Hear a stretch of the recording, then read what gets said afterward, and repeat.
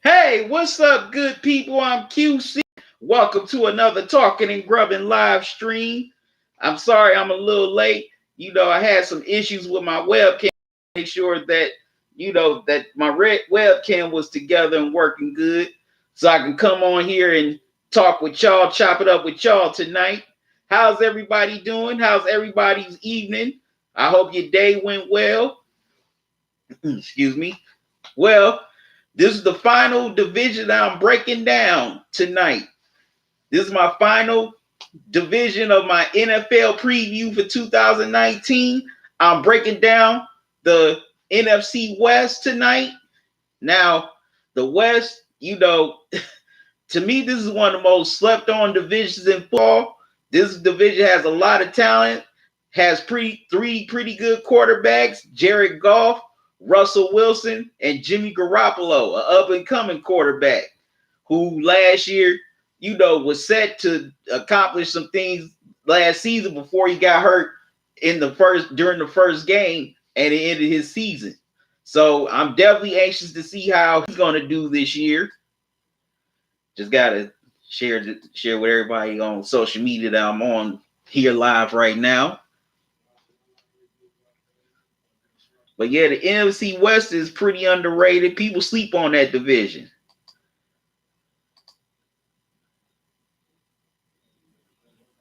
All right, what's up, Intelligent Psycho? I'm glad to hear everything's good on your end. That's real good to hear. But like I said, the NFC West, that's a division that gets slept on by a lot of people.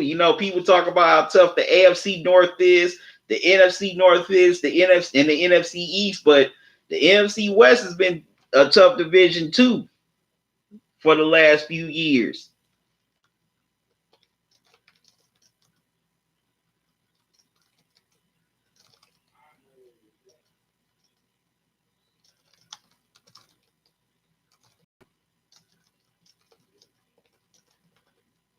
And also I know that the first day of the preseason is kicking off tonight. So I know a lot of y'all watching the preseason games, trying to see how your team's gonna do.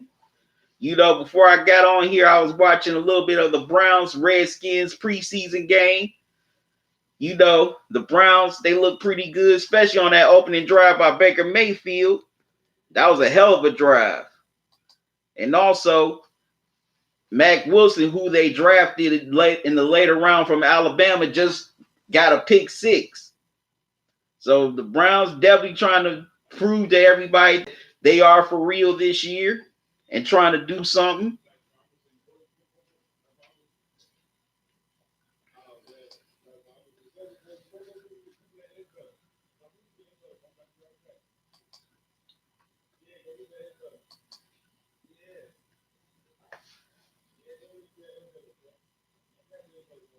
Okay.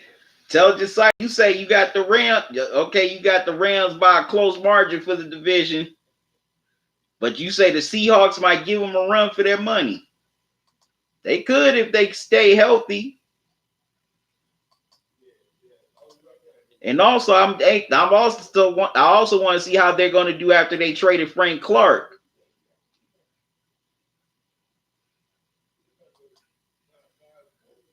Definitely want to see how the Seahawks are going to do after they traded him. Because I definitely didn't see that coming in the offseason.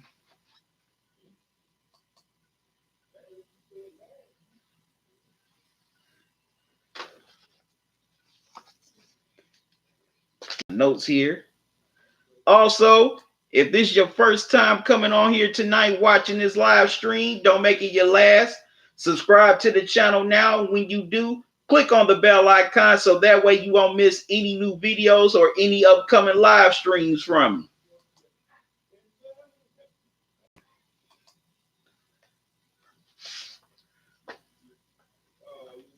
And Intelligent Psycho, if you watching the Lions preseason game, well, Intelligent Psycho, is your Detroit Lions playing tonight?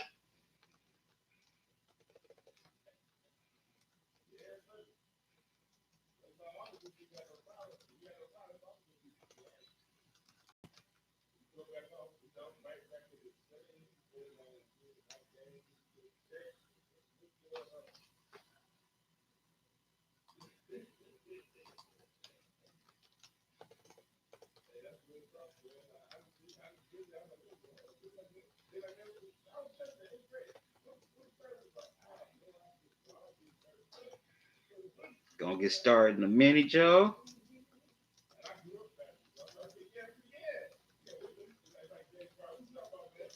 Just spreading the word on social media. I'm live right now.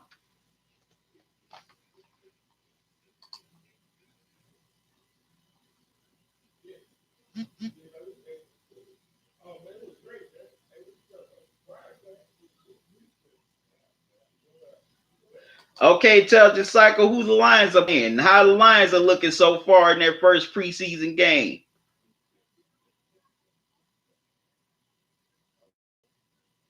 Yeah, but I definitely enjoyed watching Frank Clark play for the Seahawks last year. He fit in pretty well with that team. He definitely fit in pretty well with that team.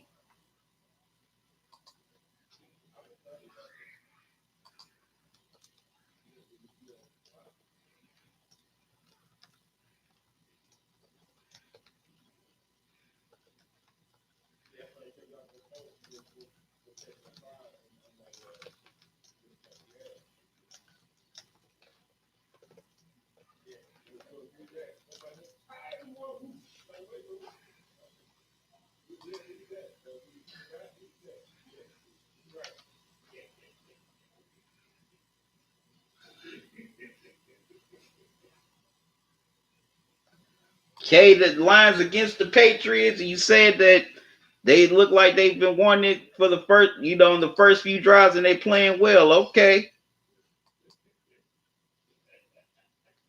We definitely gonna see how they shape up during the regular season.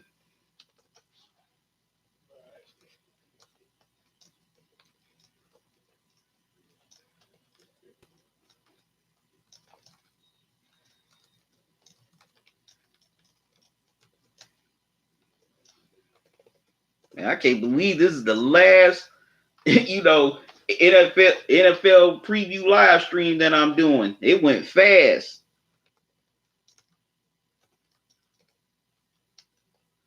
If y'all want to see my previous live streams of the AFC North, the NFC North, the AFC South, NFC South, and the other divisions, y'all just need to look at the playbacks now. And when you do, comment, like, share, and subscribe to like and share the video, subscribe to the channel if you haven't already. Definitely want to hear your thoughts on these divisions in the NFL in 2019. Intelligent Psycho, I've been meaning to ask.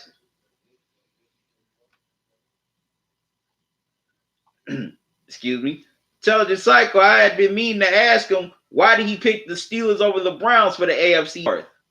So Intelligent Psycho, you can either say it in the chat or leave it in the comment section on my AFC West Preview video. Because I've been curious on why you said that, man.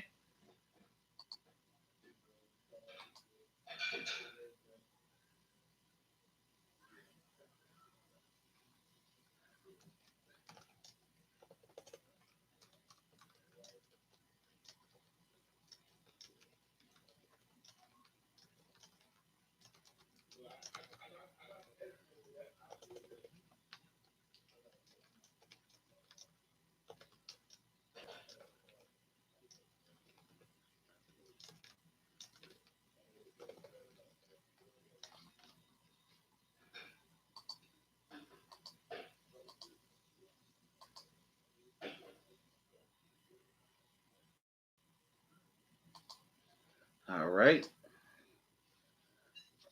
Okay. Okay, now I just shared this stream on my social media pages. It's time to grub. I'm about to grub on some dinner here with some broccoli and baked chicken.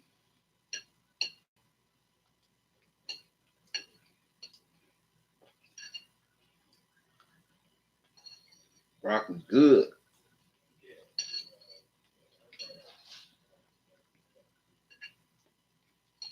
Rocky, don't run from me.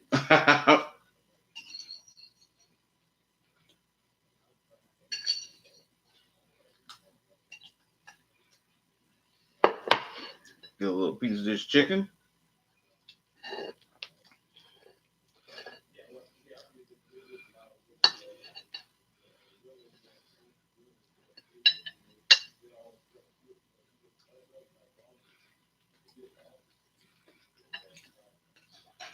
Chicken good too. Comes right off the bone. I don't like baked chicken that's that's tough. Have any of y'all ever ate some baked chicken that was so rough that it tastes like rubber and it felt like rubber too? I know I have. I can't stand no baked chicken like that. If you run across any person that ever does that, definitely don't eat their baked chicken again. Matter of fact, if they even think about making baked chicken, please push them away from the oven ASAP. Getting one last peek before I get into this NFC West preview.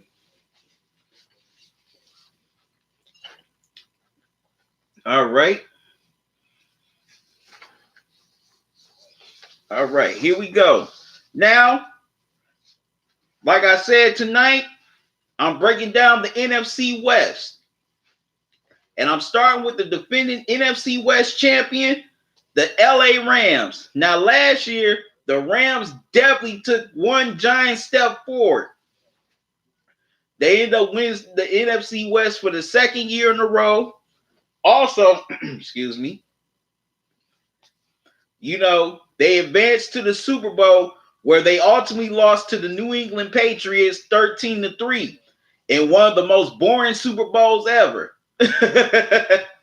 But, Jared Goff had a pretty nice 2018 season. Also, Ty Gurley had a hell of a 2018 season before he ultimately, got injured later on the season, and it definitely showed in the playoffs as the Rams advanced. But also, Jared Goff has some nice weapons around him, like Brandon Cooks, Robert Woods. Also, break before he ended up, being gone for the rest of the season due to an injury. But they also had C.J. Anderson, who they picked up mid-season, but they let him walk, and C.J. Anderson ended up signing with the Detroit Lions, which I wouldn't have let him walk.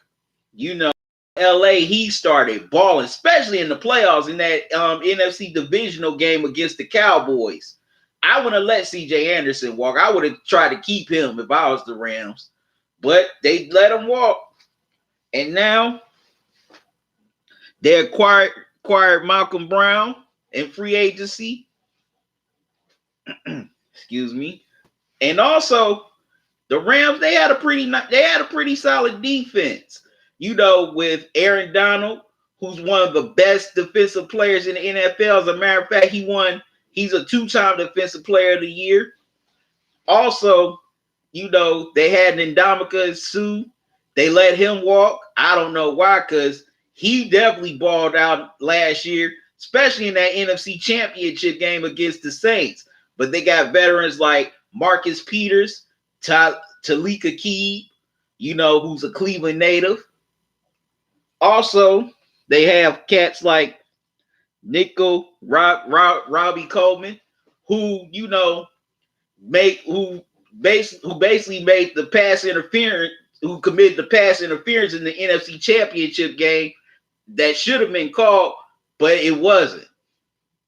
Also, they have a nice, inside linebacker in Dante Fowler Jr., and also they picked up some key free agents this offseason in veterans like Eric Weddle and Clay Matthews III. I'm curious to see how Clay Matthews III fits in LA. He's been one of my favorite defensive players for a long time, especially when he was in Green Bay. But he's cut from the same cloth as his daddy, Clay Matthews Jr., a former Cleveland Brown, who should be in the Hall of Fame. I don't know why they keep on sleeping on that man, but I hope he gets in soon. But that's another discussion for another day. But also, Sean McVay is proving to everybody that he's one of the best young up-and-coming coaches in the NFL. He's definitely I definitely like his energy, his spirit, his fight. And, within a short period of time, he came into the Rams and turned them around quickly. A lot of people forget that a few years ago that the Rams were one of the worst teams in the NFL. They had a 4-12 record, but as soon as McVay came in, they became a playoff team. And now, he's guided them to a Super Bowl. Now the next step for him is to guide them to the Vince Lombardi Trophy. Now, the Rams, it's no question that they got the talent. But my questions are, how will Jared Goff bounce back after having that bad performance in the Super Bowl? The Patriots defense pressured the hell out of him. He looked unsure of himself. Basically, Goff was a deer in the headlights in that Super Bowl. He was nowhere to be found. He missed some open receivers. Also, who's going to be the second running back to shoulder the load off of Todd Gurley? Todd Gurley's coming back from some injuries that he suffered late in the season, well into the playoffs. Also, who's going to be that second person that's going to compensate Aaron Donald? Because I think some offensive linemen are going to double team Aaron Donald this year now that Sue is gone. Can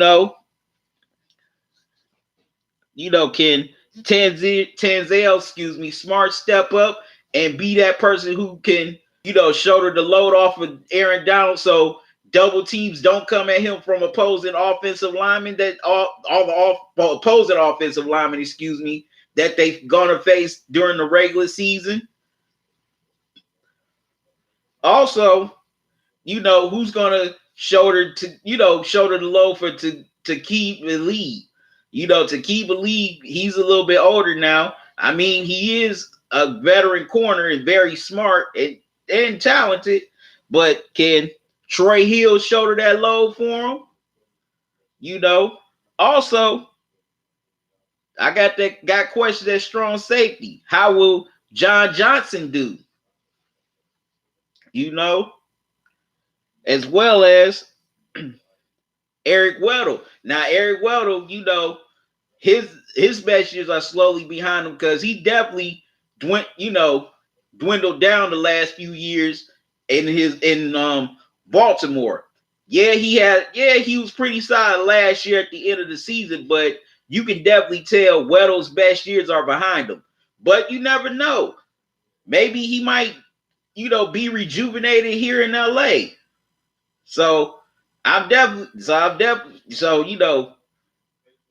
Those are questions I got for the LA Rams here in 2019. Definitely think the LA Rams are going to be a contender once again in the NFC. They got, some great talent on offense. They have some good talent on defense as well. But also, I'm hoping that they can rise at least to the top 20, if not the top 10 in total defensive rating.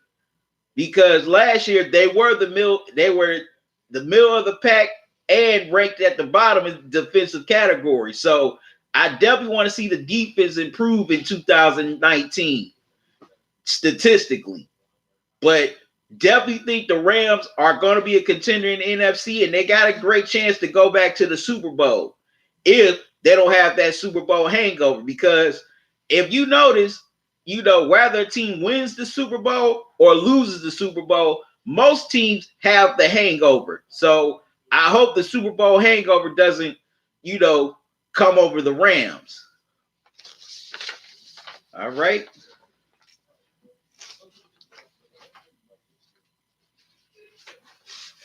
Now, on to my next team, the Seattle Seahawks. Now, the Seahawks, they made the playoffs last season as a wild card in the NFC. They started off slow. They had their struggles at the beginning of the season, but they managed to put it all together in the second half, especially in mid-November all the way to December to clinch the fifth spot in the NFC and get in as a wild card. Russell Wilson had a hell of a year that a lot of people don't talk about. His year definitely was slept on by a lot of people. As a matter of fact, in my opinion, Russell Wilson should have been an MVP candidate based on what he did last season. Definitely should have been an MVP candidate because he basically had no help at any position. He didn't really have a go-to wide receiver. But he managed to be a leader and he led the team to the playoffs. In 2018, he finished over 3,000 yards, 35 touchdowns, 7 interceptions with a 298 QB rating. No, my mistake. But he completed 65% of his passes, which is not a bad thing. So, yeah, Russell Wilson was the main why the Seahawks got into the playoffs. Now, they ultimately lost to the Dallas Cowboys in that wild card game, but I say the defense let them down in that game because they were in good position to win that game on the road, but the defense couldn't get key stops on Dak Prescott on that on that final drive that led to the game-winning touchdown. But also, the Seahawks, made a big move this offseason by trading their best defensive player in Frank Clark to the Kansas City Chiefs. I'm very shocked about that. They should have did that move. They shouldn't have. That was, that man was a beast for that defense. And he fit in pretty well. But in the offseason, they acquired offensive lineman George Fant, also defensive end Quinton Jefferson, linebacker Cali Trero, I hope I said his name right, linebacker Emmanuel Ellerby, defensive end Braden Jackson. But where they should have went was offense. Seahawks made their reputation on with, the Legion of Boom, but a lot of those players are gone now. They should have went more offense to give, to surround Russell Wilson, with some help.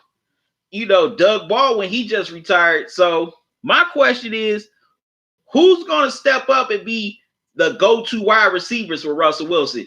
Can, DK Metcalf, the rookie the rookie they drafted in this year's NFL draft, can he step up and take that job? Or the veteran Tyler Lockett? I'm curious. I'm going to be very curious to see who can step up and be that number one receiver that Russell Wilson can go to. Also, I got my questions for the Seahawks at running back. Can Chris Carson or Rashad Penny finally step up and take charge and be that number one running back, that can take the burden off Russell Wilson so he doesn't have to throw so much? Can they get big chunk of yards and make big plays in the ground game? And also, I got my questions about the Seahawks at offensive line. That's another amazing thing with Russell Wilson last year. He did basically no O-line around him, but that's how smart of a quarterback he is. He did that with basically no offensive line around him. I got my questions at left tackle and left guard. Can they give Russell Wilson ample time in the pocket to throw, or will the pocket collapse and will they let him get sacked or force him into turnovers?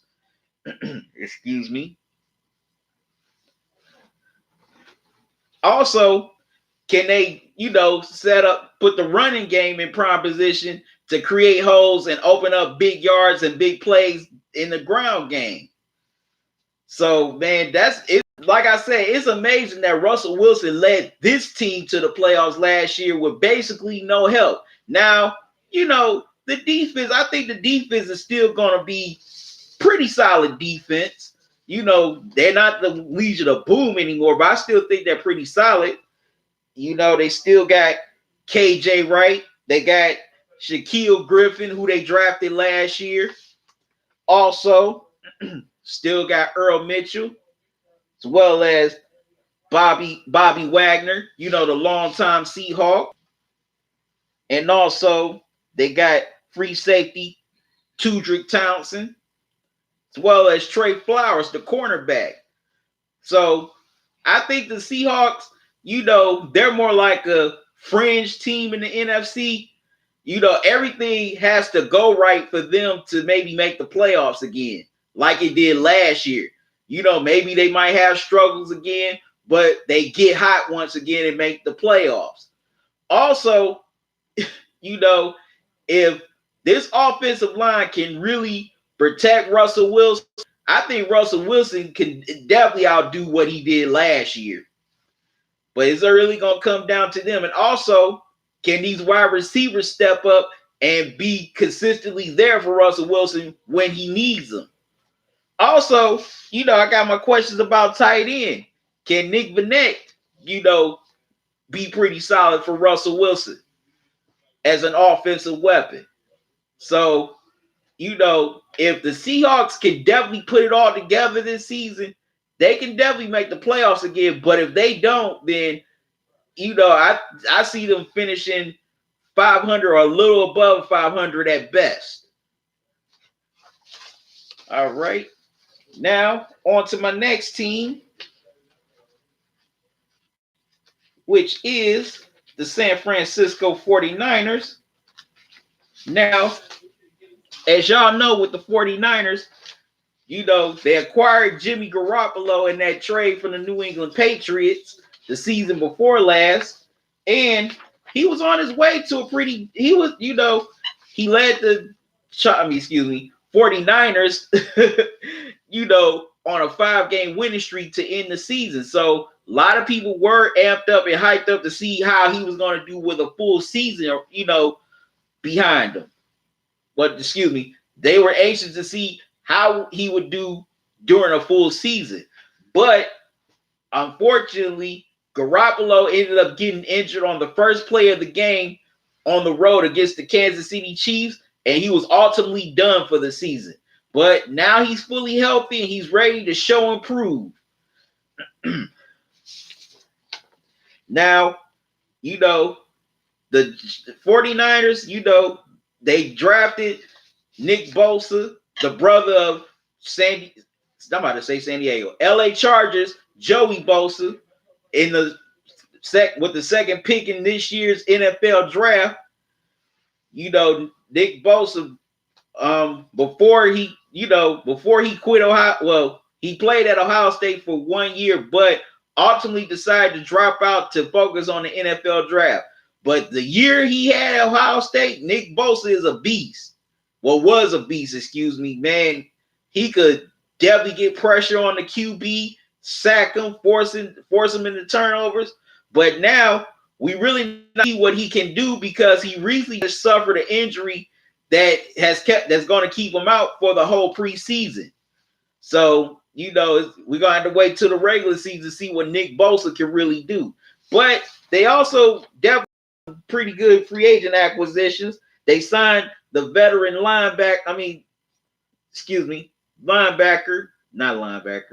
safety Kyle Nelson to a 4-year deal.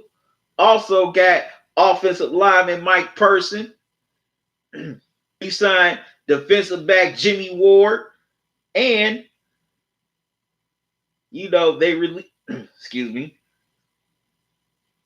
they also signed defensive lineman, Demontre Moore, as well as O-lineman Daniel Brunskill. and offensive and defensive end Garland. So they made some nice pickups. And I'm definitely ready to see Jimmy G do his thing. Hopefully not against the Browns, because we do play them on Monday Night Football in week 5.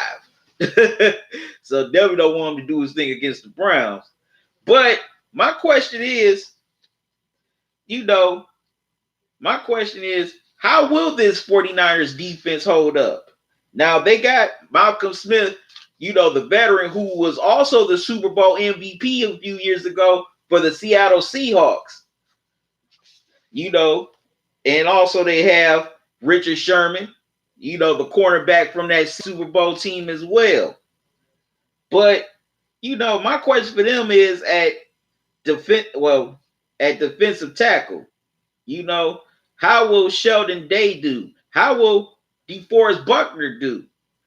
And also, can D Ford still, prove it to everybody that he could still bring it after he was cut by the Kansas City Chiefs during the offseason? So, I'm definitely curious to see how this defense would do. Now, offense, I definitely like Marquise Goodwin. He's a pretty good, dependable veteran, young wide receiver. I don't think he gets his just due. But also, and George Kittle, he's one of the best tight ends in the NFL. As a matter of fact, he's one of the most underrated tight ends in the NFL because he had a hell of a year last year that a lot of people don't talk about. A lot of people sleep on him. But my question is also on the offensive end at running back. Now they acquired Tevin Coleman from the Atlanta Falcons in the offseason. Now, for the last few years, he was the second string running back to Devontae Freeman. Now he's the number one running back. I wonder, how's he going to do now that opposing defenses are going to be targeting him? Because he actually balled pretty well, being the second running back in Atlanta. Not only he can run the ball, he can also catch pretty damn good too. So, how will Tevin Coleman do now that he's going to be the number one guy on the ground game? Is he going to thrive or fold when opposing defenses are coming after him, trying to stop him from gaining big yards? Also, the 49ers, they have a nice offensive line with the left tackle, Joe Staley, the left guard, Laken Tomlinson, making sure I got his name right, and the center, Ben Garland, who they acquired in the offseason. But, I got my questions for the 49ers at defensive tackle and defensive end because, like I said, D Ford, D Ford was one of the main people who got burned by the Patriots in that AFC Championship game last year. He was one of the main ones. He could not stop, Rex Burkhead in that game. So I'm curious to see, if a change of scenery can definitely make D Ford play a lot better. Now, the 49ers, they're definitely another dark horse team. If everything, they got some talent. If everything can come together and go right for them, this could definitely be a playoff team. If Jimmy Garoppolo can stay healthy and carry and, lead this team, I could definitely see the 49ers being in the playoffs. But if they get off to a bad start, will Kyle Shanahan be on the hot seat? Maybe, maybe not. And last but not least,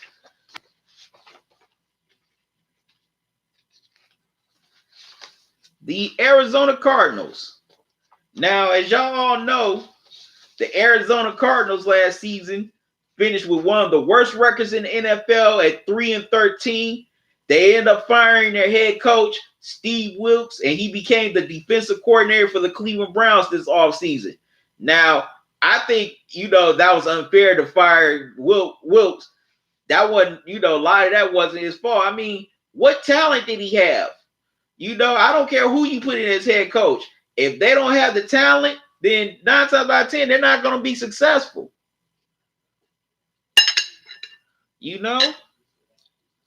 About to get some more of this chicken.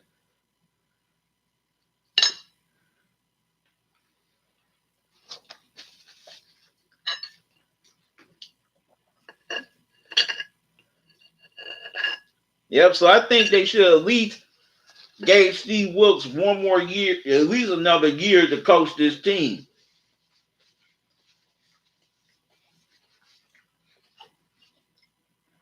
But that's not how it is in today's NFL.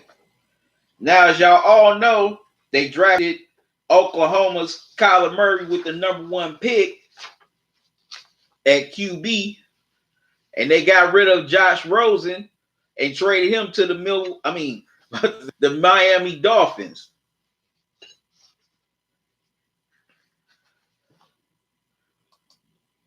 Which I kind of felt that they were ready to move on anyway, since it was a new regime. But yeah, but Kyler Murray is definitely gonna bring some excitement to that team. He's definitely gonna bring a lot of excitement to that team. And that's one, and I definitely can't wait to see what he does in his rookie year. You know, Baker Mayfield set the rookie touchdown record last season. Maybe Kyler Murray breaks it this year. Who knows? You know, watching him in the college football playoffs last year against Alabama, you know, despite them being down big, Murray never stopped playing. He never stopped fighting. There's definitely no quitting him. You know, and like I just said, he's going to bring a lot of excitement to the Cardinals franchise and to Cardinals fans. So, you know, if any of you Arizona Cardinals fans are, you know, watching this live stream or y'all watch the playback, y'all definitely got a good one in Kyler Murray. Now, also, wrong page.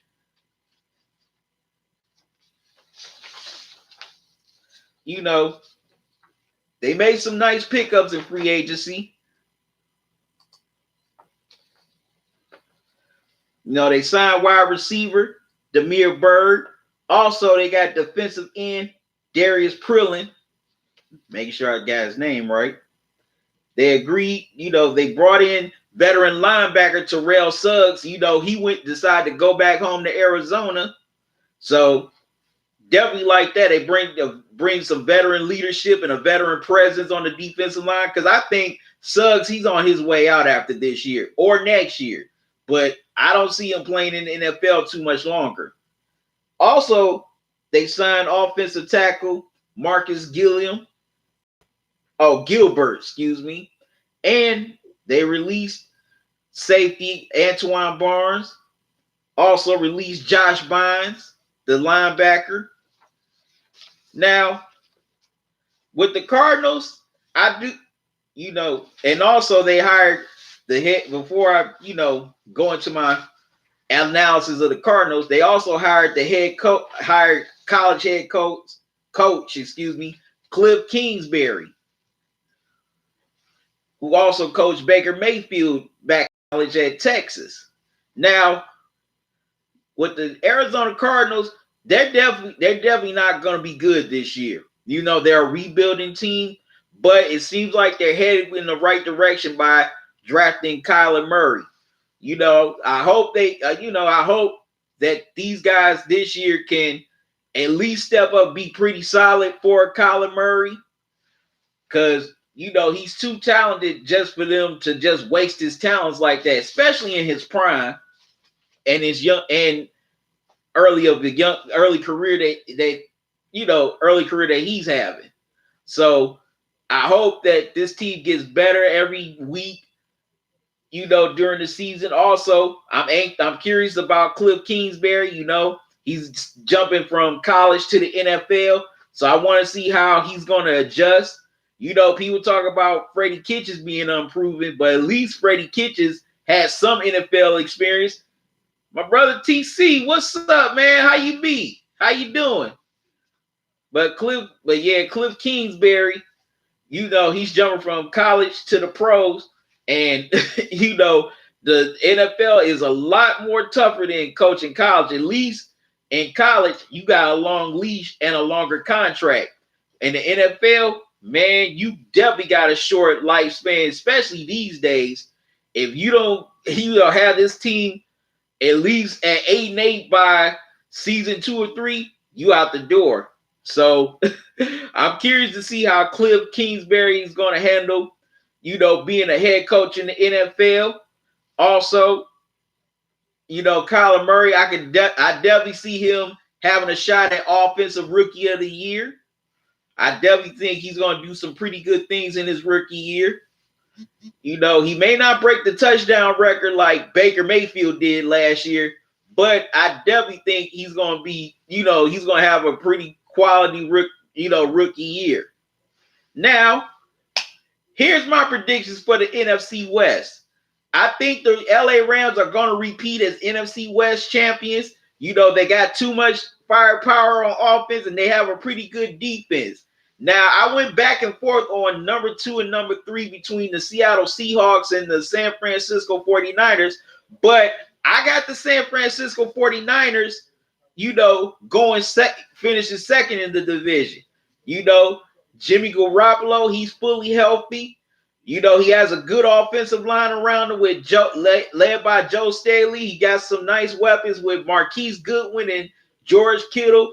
Also, they have a pretty solid defense. Even though I got my questions about defensive tackle and defensive end, when you got dudes like Richard Sherman and Malcolm Smith, who's a Super Bowl MVP, they could definitely anchor that defense and bring some major leadership.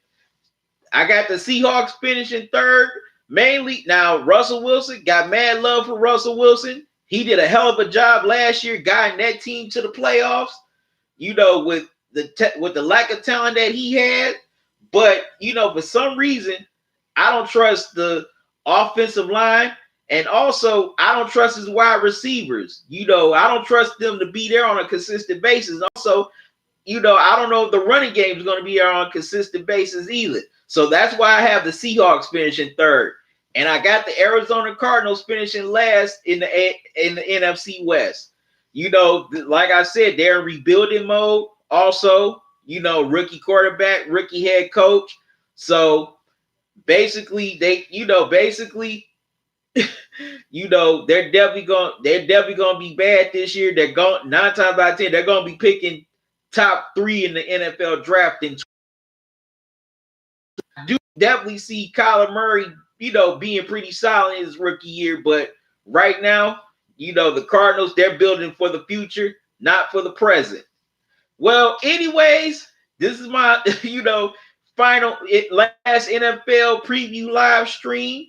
I'm glad all of y'all came in during these live streams, liking the video, leaving your comments, whether it be in the chat or on the comment section during the playback.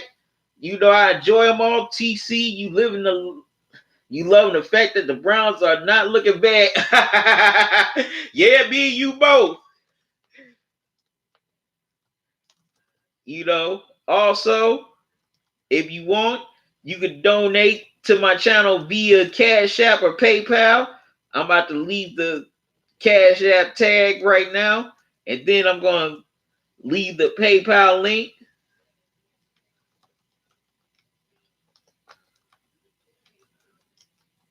Whatever you can donate, I would greatly appreciate it.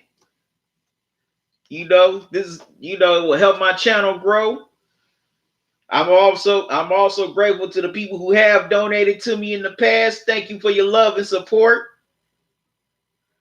Get your donations. This will help me to continue to create more quality content for y'all. I enjoy creating this content for you guys, coming on here with the videos as well as the live streams. But also, I want to do more. I just don't want to be here in the studio. I want to also go out on the road, highlight more restaurants in the Cleveland area as well as outside the Cleveland area. And also, I'll go to more games, sporting events, want to cover those so I can, bring back all the coverage, the coverage back to y'all, because I know a lot of y'all can't get to these games or to these events. So I want to be the one to bring that to you.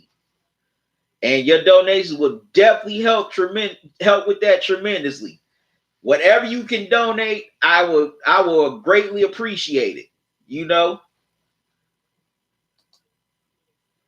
PayPal trying to trip.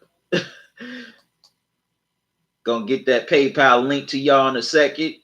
But yeah, leave your comments on the NFC West in the comic section on the playback.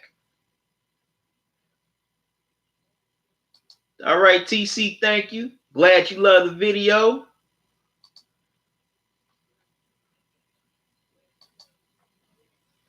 Yes, I enjoy doing these live streams because I can connect to y'all instantly. You know, videos, I mean, I've heard people, saying that YouTube's playing with the notifications, and a lot of people don't get the notifications when me or other YouTubers post a new video. So that's one of the main reasons why I love doing these live streams, because I can connect with y'all instantly. And I can get that instant feedback. So that's why I started doing these live streams. I can connect to y'all more. More up close and personal. But anyways, I got to get out of here. I want to finish watching the rest of the Browns game. Like I said before, leave your comments in the comment section below on the playback. Till next time, y'all have a good one. Love y'all to life. QC out. Y'all enjoy the rest of y'all evening. And if you're on the other side of the world, enjoy the rest of your day. Oh, well, okay. Well, let me answer, excuse me, FJ's question. The biggest threat to the Rams this season will be the 49ers.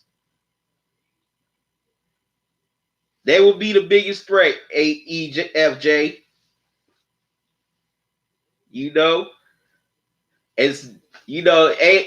FJ, I got to get out of here, man. So if you want to, give more of your take on the NFC West, leave it in the comment section below on the playback. I got to go, man.